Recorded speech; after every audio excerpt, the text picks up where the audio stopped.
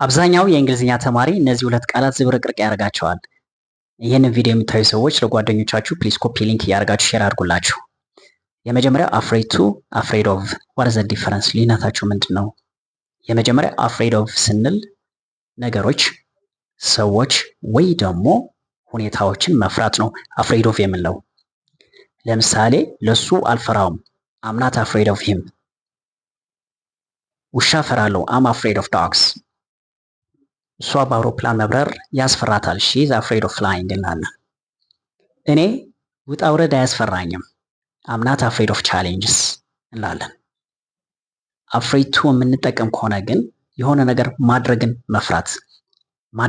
መፍራት ፊር ዱዊንግ አን አክሽን።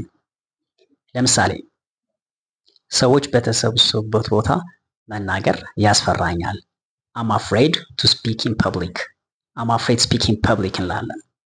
አዳዲስ ነገሮችን መሞከር ያስፈራታል ሺ ኢዝ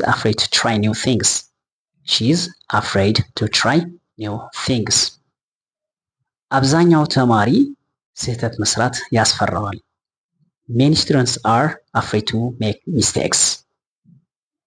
እሱ ከሀገሩ መውጣት ያስፈራዋል ሂ ኢዝ አፍሬድ ቱ ሊቭ ሂዝ ካንትሪ